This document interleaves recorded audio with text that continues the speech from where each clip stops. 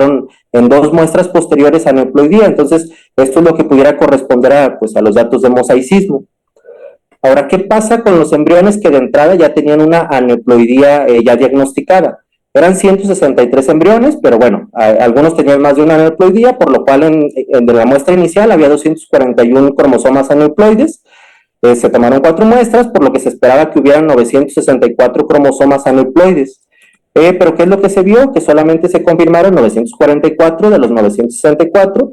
Las tasas de concordancia, hablando de aneuploidía, vemos siguen siendo altas, arriba del 97%, igual que la vez pasada. Bueno, cuando se vio, si cuando menos en una muestra posterior se confirmaba este diagnóstico, también bastante bien el rendimiento, 240 de los 241, cuando menos tenían una muestra que confirmaba el diagnóstico, y cuando se vio si en todas las muestras, o qué porcentaje de los embriones en todas las muestras confirmaban esta aneuploidía, pues se vio que 234 de 241 la confirmaban. Tasa de concordancia del 97%, igual bastante buena. Vemos que hay otros 7 embriones desbalagados que por ahí no confirmaron el mismo diagnóstico, y entonces el artículo nos remite a la misma tablita donde nos habla pues que evidentemente estos diagnósticos pues es los que se pudieran considerar como un verdadero mosaico embrionario. Entonces, realmente se ve que esta técnica de PGTA con secuenciación pues tiene bastante buen rendimiento, valor predictivo positivo y negativo para la detección pues de estas aneuploidías, por lo cual pues es algo que se puede, esta alta reproducibilidad pues nos habla de que pues sí es algo óptimo para realizar en estos embriones, el PGTA como tal, o sea, sí nos da un buen diagnóstico de aneuploidías. Ahora, ¿qué pasa cuando se ve la concordancia en embriones con algún mosaicismo completo? En este caso, bueno, eran 69 embriones que inicialmente tenían 87 cromosomas prácticamente con mosaicismo, se esperaban 348 cromosomas alterados, y creo que aquí es la parte que más llama la atención, porque si se fijan, de esos 348 solamente se confirmaron 57 casos de mosaicismo completo. Entonces aquí las tasas de concordancia comparado con los aneuploides y los euploides pues es bastante baja, de 16%.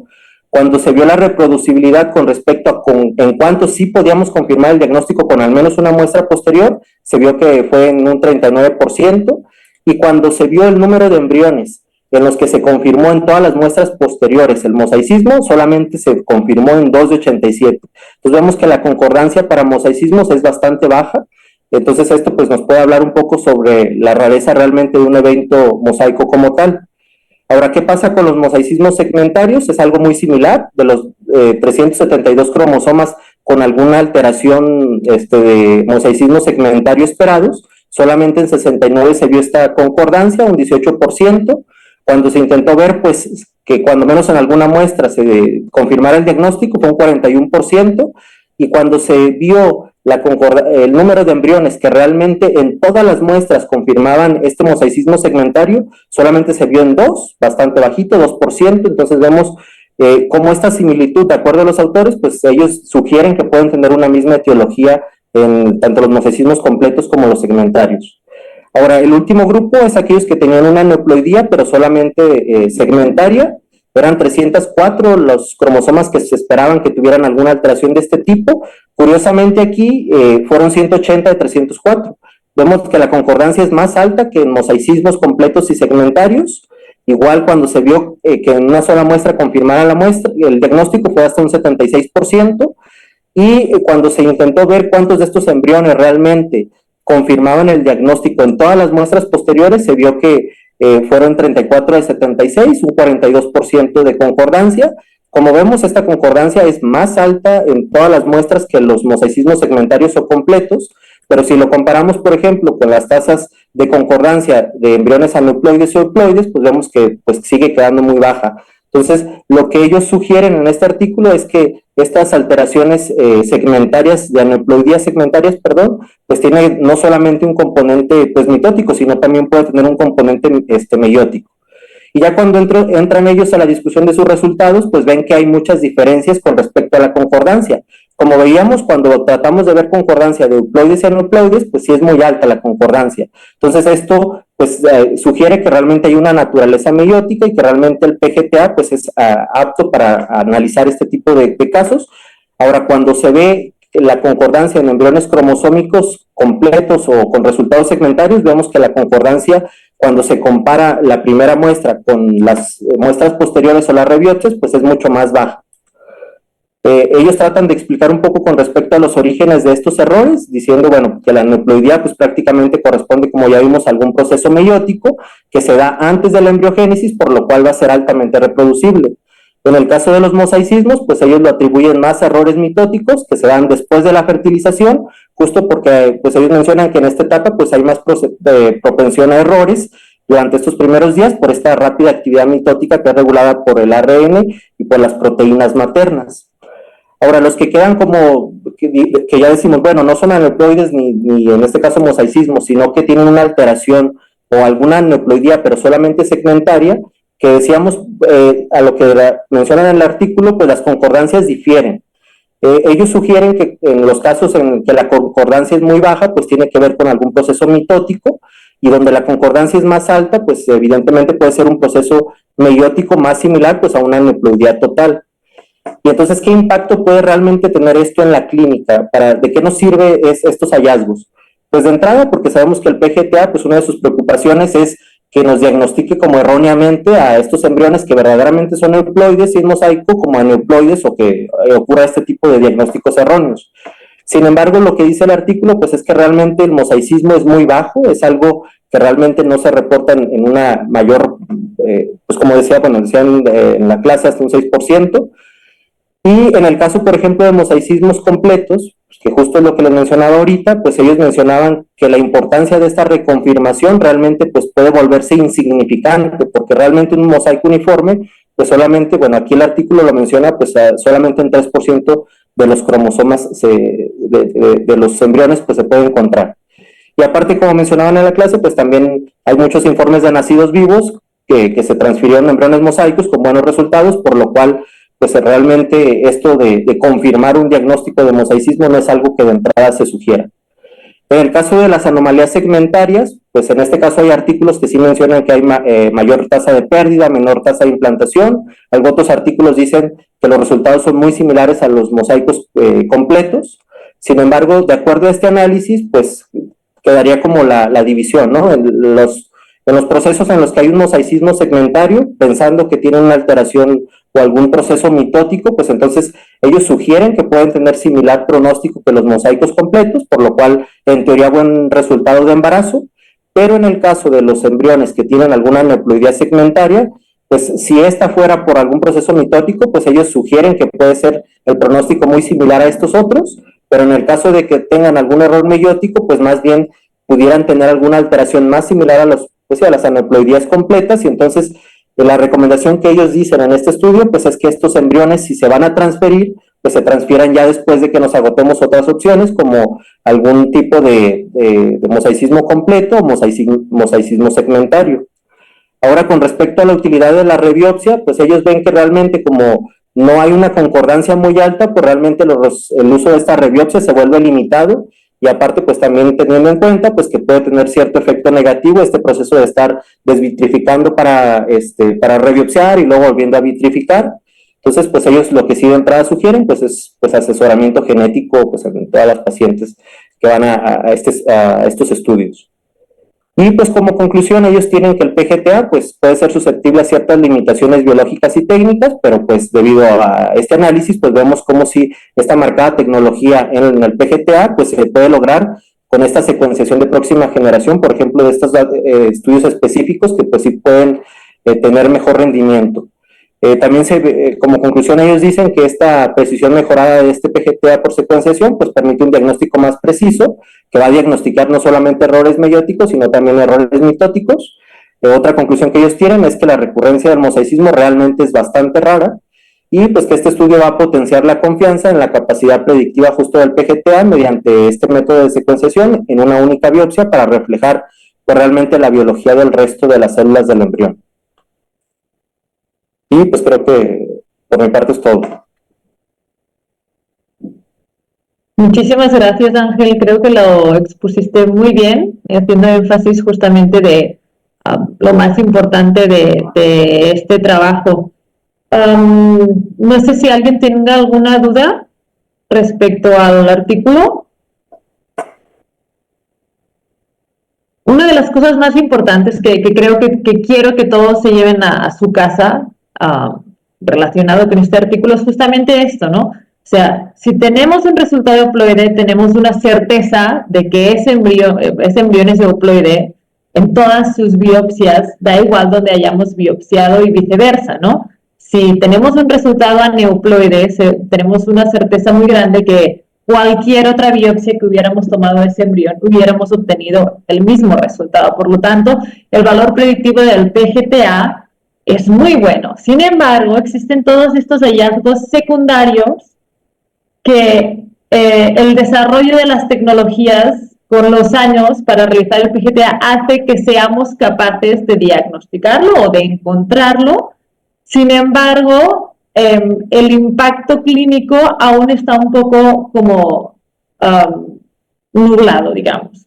Y es aquí, en todos estos hallazgos secundarios que podemos obtener mediante PGTA, es donde yo creo que entra en juego muy importante el genetista o la genetista, ¿no? Debemos saber qué cromosoma es afectado, qué porcentaje, bueno, de bajo a alto grado en el caso de mosaicismo, si es alteración segmentaria, qué pedacito está afectando, si puede relacionarse con algún síndrome. Entonces, eso es lo más importante, pienso yo, de este trabajo.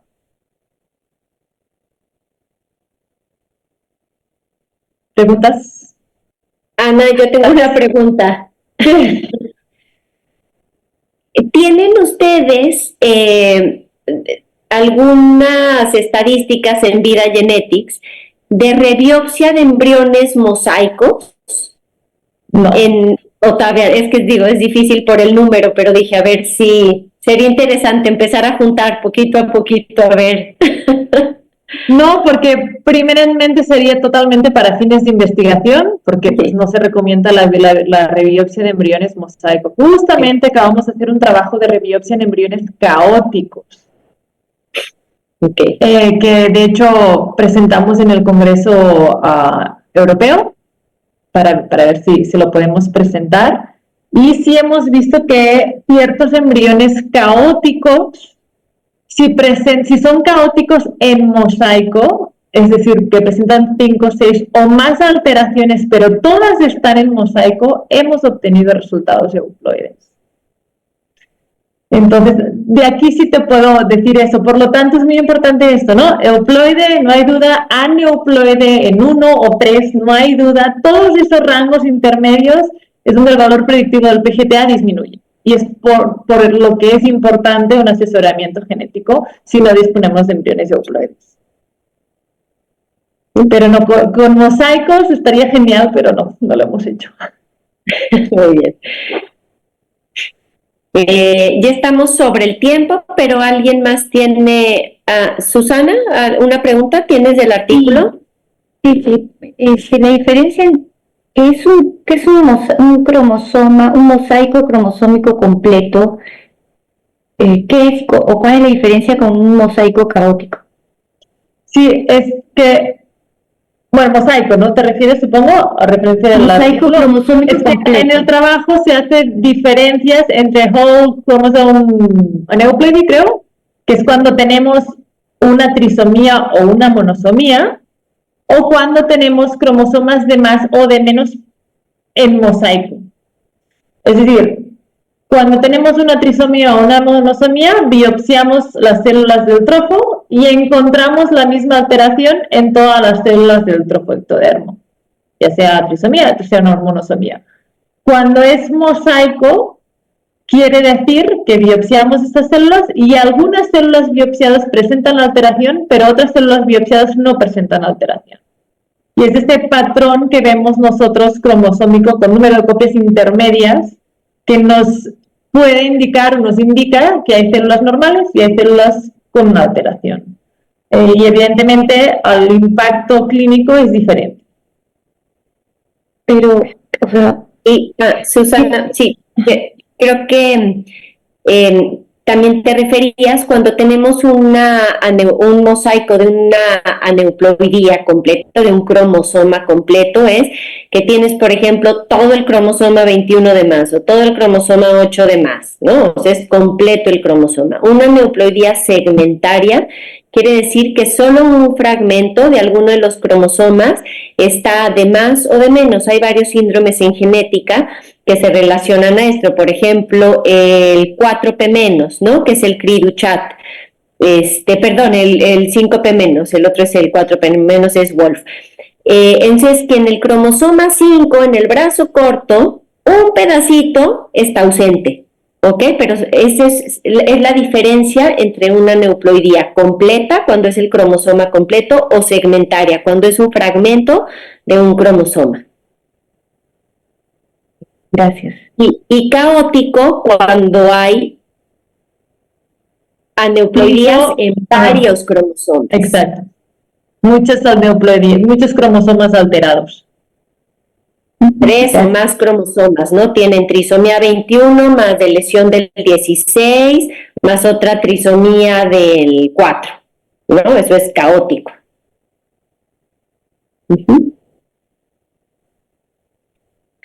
Ana, ¿algo más que quisieras agregar, perdón?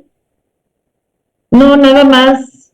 Bueno, sí, justo ahorita estaba pensando a la pregunta que me hizo Susana, creo, sobre valores de referencia en cuanto a tasas de euploidía, neuploidía, etcétera, etcétera. Así tú misma. Acaba de salir un artículo, es del año pasado, de finales de 2023, Nina Popovic. Es el que me hacía referencia antes de los resultados de más de 36.000 blastocistos.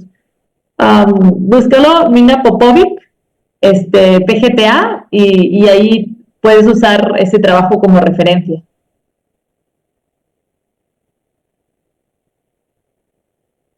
Nada más. Muy bien. ¿No hay ninguna otra pregunta? Muy bien. Muchas gracias, Ana. Muchas gracias, Luis Ángel. Muy buena presentación del artículo. Gracias a todos y pues hasta la siguiente sesión, si ya no hay más preguntas. Muchas gracias a todos. Que estén muy bien. Gracias, Ana. Igualmente, Rebeca. Bye. Hasta luego, buenas noches. Hasta luego. Hasta luego. Gracias. Gracias a ustedes.